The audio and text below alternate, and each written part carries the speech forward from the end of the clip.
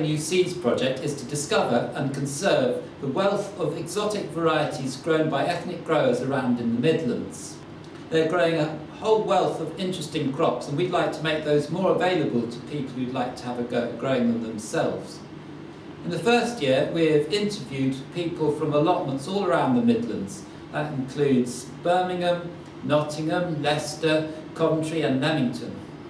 A lot of these people were farmers or growers in their countries of origin, and they have a wealth of experience and also lots of varieties which are brought over here. And these varieties have gradually adapted to UK conditions as they have saved seeds. We have collected over 100 varieties from growers, and now we are beginning to grow some of them ourselves. Sally Cunningham is now going to show you a few of them. One of the more important parts of the project, of course, is collecting seed from plants that we've grown on from whatever people have donated to us, either as seed or cuttings. This thing here that's being overgrown by the doody is an asparagus bean from India. It's a relative of the yard-long bean, and at the moment it seems quite prolific and ready to set seed. We've left the seed to ripen on the pods. Here's some of the pods. These are green, and here's the ripe seeds. Those will be taken to the seed library, and hopefully there's some decent stuff inside. Oh look!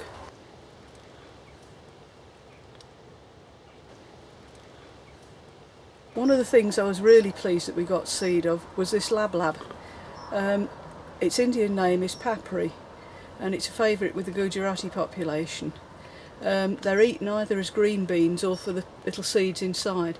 And the reason this one's so important is it's a variety that's day length neutral, so it will crop in this country. I know that there's an awful lot of people would like to grow this, and I'm hoping if we can save seed from this plant and the related plants all round it, we can actually get a variety that will grow in this country far better than most of the strains that are commercially available. One of the things we've harvested this year is a doody. This is a bottle gourd. This particular example is from Tower Hamlets, and I'm hoping that this one will have mature seed in it, especially if we leave it. It's got a nice hard skin, so hopefully the seed will be ripe. These ones on here are immature, and as you can see they're still furry. They're a nice eating size actually at this stage, but I don't think this late in the season they're actually going to produce any reasonable seeds. They taste pretty much like a courgette, but they stay a bit firmer when you cook them. And, quite useful in curries and also in sweets. It's got revolting smelling furry leaves. Some people say they smell a bit like rancid peanut butter.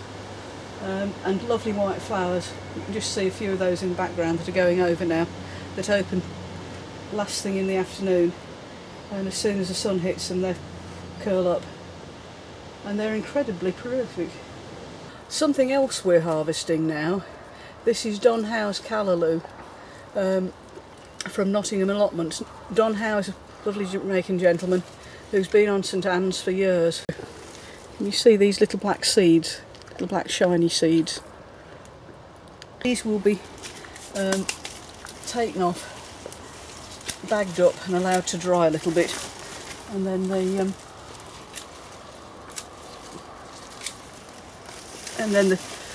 the seed will be shaken out and threshed, and hopefully we should get quite a good harvest. It should all fall to the bottom of the bag. Over the next couple of years, we will carry on growing these varieties and select out the best ones.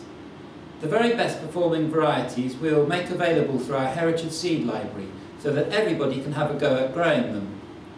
In the meantime, if you have a bunch of friends, a community group or a school within the Midlands who might be interested in growing these exotic crops, then please feel free to get in touch with us. I look forward to hearing from you.